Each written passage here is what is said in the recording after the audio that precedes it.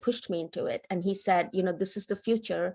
You can either just close your eyes, sit down and think it's something you don't want to do or you're not interested in, but this is the future. And if you want to make a difference, not just for yourself, but for other people, then this is where you need to invest yourself.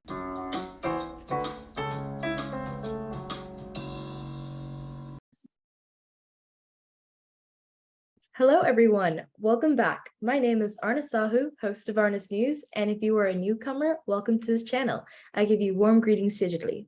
Today, we are with a special guest, Miss Radha Shenoy. As a strong leader in the industry, she has worked with countless partners to execute technological and architectural goals. With many years of experience, she's been able to lead teams in delivering solutions to real-world problems. As Vice President of Engineering at Puzzle, a company that produces modern financial data infrastructure for startups, she's been able to offer her solutions to customers worldwide. So with that said, if you are here again, thank you for clicking back to this podcast episode, and be sure to come back to the channel very soon for a newer one. So thank you so much, Ms. Radha, for being here today. Before we start off with the questions, would you like to introduce yourself? Yeah, of course. So I'm Radha Shenoy, currently VP of Engineering at Puzzle.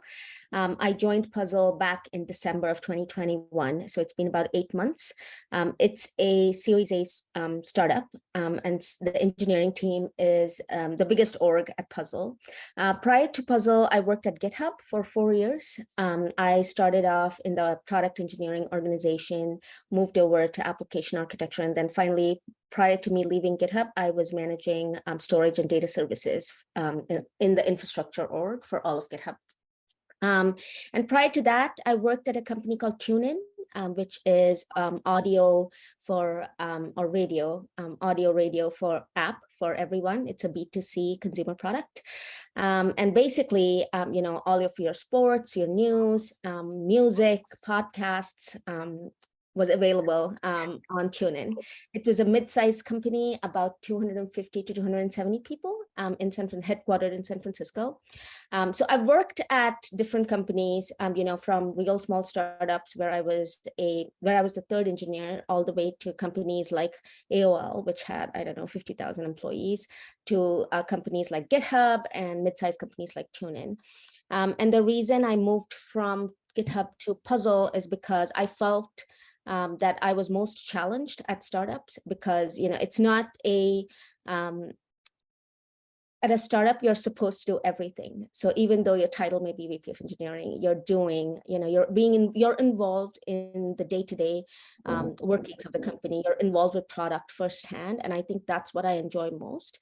And also building an engineering org based on my experience working at different staged companies, bringing that together to create a great engineering culture, both technologically and culture-wise. So I think that is essentially a little bit about myself. That's a really remarkable, path. Yeah, that's so cool. So this kind of brings me into my first question. So that is, tell me a bit about your career path. Yeah, sure. So I did my bachelor's in India, and then I came here in 2001 to the United States. And when I came here, there was a recession, and so there weren't many jobs. And so I decided to take the academic route and do my master's. So I went to Cal State Hayward. It was called Hayward at that time. It's now Cal State East Bay. And what I also did was I took up a job at a travel agency to kind of pay for my school. And so, that was a great experience. And then I think a year into my job at the travel agency, I got an internship at Borland. Borland is a company that created, compilers for, at that time for C++. And so I worked there. I had used it, and it was a real honor for me to work at Borland as an intern. So I did, I think, 3 days out of 5. I used to commute to Scotts Valley, which is it's closer to Santa Cruz. And then the other 2 days I used to go to school to do my master's. And it was really great experience because, a lot of what I was studying, like compiler design, at school was also being used. I was doing a lot of that work at Borland too. So that helped me a little bit, and that got me interested more, I think, in computer science. Not just from a I want to work as an engineer, but also the different workings of, computer science itself, the different areas of computer science.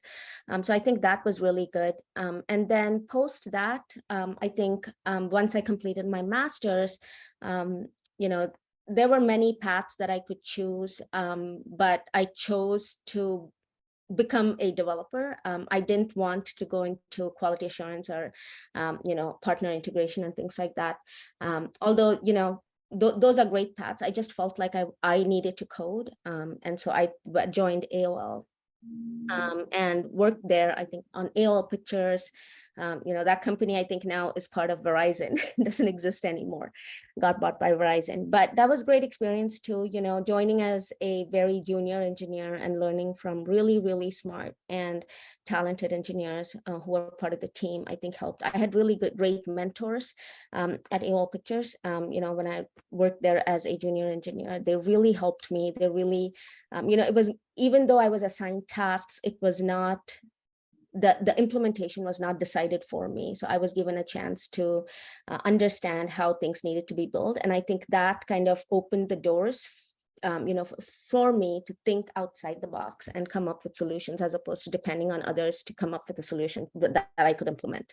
And I think I consider that a great experience, because personally, I'm not the type who can just read and understand code. I need to do it for me to get that understanding. So I think that working there gave me the right push.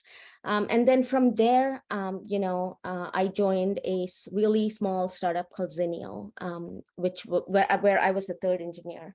That was a very, very different experience because, I was the only, I think, one of the few women at the company. And so it was a cultural shock for me going from such a big company to a really small startup.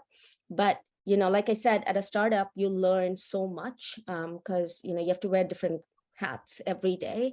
You have to work on different things. You can really never say, I'm a front-end engineer or I'm a back-end engineer. I only work on this language. You just have to do what needs to be done at a startup. And the pace at which you work at a startup is just way different than the pace at a bigger company like AOL, where a feature takes months to ship, whereas at a startup, you have to ship every 3 days, especially the company that I was at. And so from there, the journey started, and then I moved to management, not out of want, but mostly out of need because of a little bit of turmoil at the company. And then, I was at crossroads at that point because I didn't know if I wanted to choose management or if I wanted to stay in IC. And I think I really had great mentors who showed me the path. And it made my decision a little bit easier. And I think, I'm forever thankful for those mentors, because without them, everyone needs mentors. Everyone reaches that point where you need to decide what you want to do or what job you need to take or how you want to progress. And so if you have the right people, I think that, and who can give you the right advice, I think that helps a lot. And so, from there, I moved into management, and then I have, the rest is history, as they say. That is so amazing. Like, as someone who's so interested in computer science, the way that you went from, start point A to like here is actually insane. That's so inspiring. Thank you. Thank you. This also kind of brings me to my next question, which is, what advice would you give someone wanting to pursue a career similar to yours? And do you have any tips to succeed? I think, I personally believe that you need to be really interested in the field. Now, that interest can be cultivated, in many different ways. I feel, coming from a culture, I grew up in India, and I think the push to, take science and math pretty seriously in India is very strong.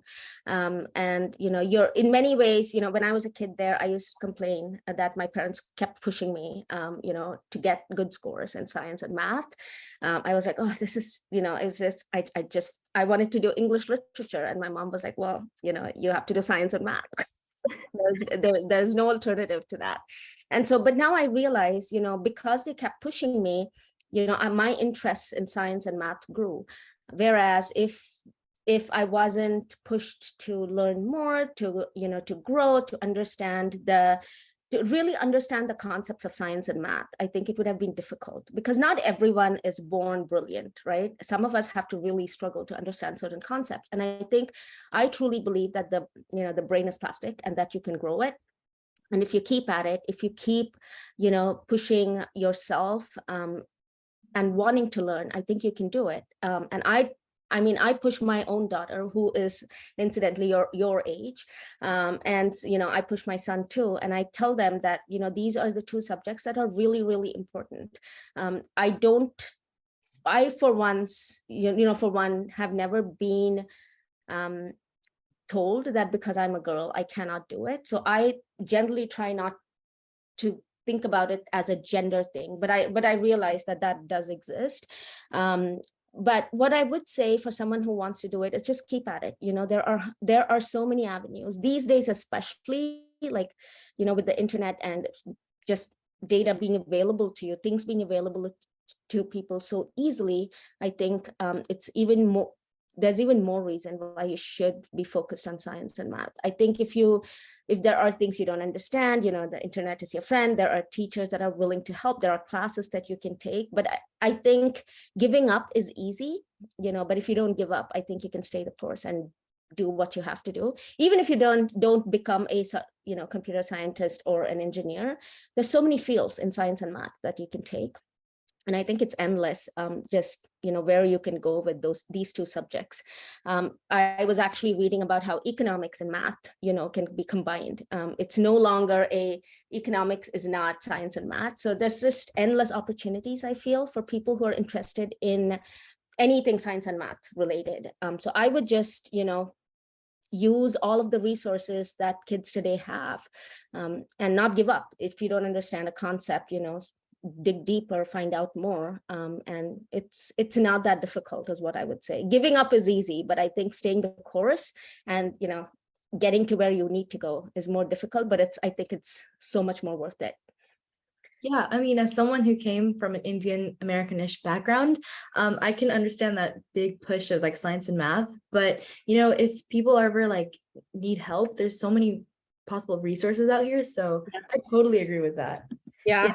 I feel like, especially in the United States, the opportunities are endless. I think as parents too, if we can push kids, even if they tell you they're not interested. I personally know a friend's daughter who was not interested in computer science. She just said it was not for her. But once her dad made it fun, she actually liked it a lot. So I think a lot of it is also that nervousness of, oh my God, I don't know, I'm probably going to fail because I don't like it, or I've made up my mind that I don't like it. And I think as parents, with parents and teachers being there to help, I think it's not that difficult. I think if you stay the course, you can do it. Anyone can do it. Yeah. So that kind of is a great segue to my next question, which is, what is a common myth about your profession that you want to debunk? Common myth. Oh, I've heard many times that men are, better programmers than women. And I feel like that's so not the case. I've been told this too, not from a professional, not from a work standpoint, but, just having conversations with my own like friends or, family members. I've been told that women are better at memorizing versus men are better at just logic and things like that. And I just think that's not true. I feel like different people have different skill sets. You perhaps somebody is not good at logic, but I don't think it's a gender thing. I think it's just because that part of your skill has not been pushed or challenged is why you think you may not be good at logic. But I think I've seen so many women who are such great programmers, who are such great thinkers. And, sometimes they just have these really amazing solutions, which nobody else could have thought of. And I've seen the same from men too. So I think it's just a matter of, have you had the experience working on, problems that are challenging? Have you been exposed to something like that? And I think the more you get exposed, the more your brain grows, and the more you think logically, and the more you, try not to copy paste, which again, I don't find that that's wrong, because you save a lot of, if you don't need to reinvent the wheel when it's already there. And so I personally, even for interviews, when people say, oh, how are you going to solve this? I mean, if it exists, I'm just going to use it. I'm not going to reinvent the wheel and waste my time. So I think that, to me, that is a myth. it's just, what have you had experiences with? What are you willing to do if you don't know the solution? Are you willing to dig deep? Are you willing to take help? Are you willing to ask? Are you willing to stay up the extra hours to figure it out? And I think if you have that, if you're motivated enough to do it, I think you can do it. Sometimes the solution is to, take what has been done and implement it, but other times you just need to figure out how to go about figuring out a solution. And I think both genders are equally capable. It's just, I feel like it's just because the number of women in this field were less or are less. That's probably the case why it's assumed that, the way we think is not as logical as perhaps the male gender. Yeah, I completely agree with that. There's like this huge like gender gap in like STEM itself. So Yeah. why I aim to create this podcast. So I'm really glad. That's great. Yeah. And also I really agree how motivation like plays a huge role, because you can take a small solution, take a small idea, but if you have the motivation, then you can like make some bigger steps with it. And that's like so important. No, absolutely. I completely agree with you. And I think it should start at home, and when you're really young. If you can, there are so many science startups now where you can order these kits and then get kids involved, creating projects and things like that. Yeah. And I think if you start young, I think you in general just have an inclination to go more towards science and math. I think it's when you just assume that it's difficult or it's challenging and take the easy route out is when you say, you figure out, this is not for me, it's too complicated. Whereas if you start young, I think your brain just develops that, logical thinking. Yeah. So this also, all of these questions kind of connect to themselves. So my next one is, if you could step into my shoes, what would you have asked yourself that I didn't? I don't know what else. Yeah, I've never conducted a podcast, so kudos to you for doing that at this age. I don't know how invested you are, how much of your time is invested in science and math, but I would just say, it would be so great if at a very young age, kids are given access to work on real life problems, as opposed to just assuming or thinking that they need to take up science and math if they're interested. If I had to go back now and be a student myself, I think I would completely dedicate myself to science and math. There were concepts in math and science that I didn't understand, and I just thought it was just boring. And it was probably because, I just didn't spend the time understanding these concepts. You've probably done it, so I don't know if, that is, but personally for me, that's something I would do differently. And I would just say, it's great what you're doing. If you can inspire other girls, other, students to take up science and math, I think that would be awesome. I would totally love to do something like that. If I had to go back and, redo everything that I did. I really agree with what you said. My dad actually has a saying where sometimes in math, it's not about like the answer you get, but like the way you understand it. So like that's what motivates me to like understand what I'm actually doing. So yeah, totally. And I, there were times when I would just want the answer to a solution. But then when I figured out how to do it myself, it just made so much more sense instead of just, getting the answer from somewhere else, or just having someone else do the problem for me and then just writing it down in steps. So I think if you believe that you're not inclined towards science and math, it's probably because you haven't gone a little bit deeper to understand, the logic that those challenging questions pose to you. I think if you do, then there is no other subject that's more that's easier to understand, I think, than math and science. Yeah. With me, from learning like the actual concepts of math and science, it's actually made the subject so much more fun to learn. Because I don't get that like huge frustration that, oh, what's the answer? But instead, like, I try finding like the root problem or like the actual understanding. So yeah. My next question and my last question is, what are the best resources that have helped you find your career? I think the biggest resource was my dad. He was very much, even though I grew up in India, and at that point, the internet was not a thing in India, or I think even the world. I just feel like he was so well read. He's still very well read, and he actually pushed me into it. And he said, this is the future. You can either just close your eyes, sit down, and think it's something you don't want to do or you're not interested in, but this is the future. And if you want to make a difference, not just for yourself but for other people, then this is where you need to invest yourself. And he actually took me to libraries, opened up all of these resources for me. Even my mom, I think she's a doctor herself, so she's a science student. And just having these conversations at home, making sure that I had everything I needed to succeed in life, to take science and math seriously, to become an engineer. I think they are my biggest resources, my parents.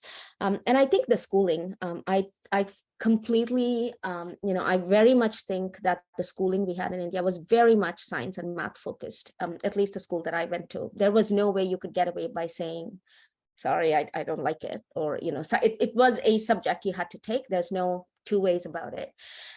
So that helped a lot. I think the competition, everyone was doing well. Everyone was competitive. And so you had to work really hard to stay at the top. That helped.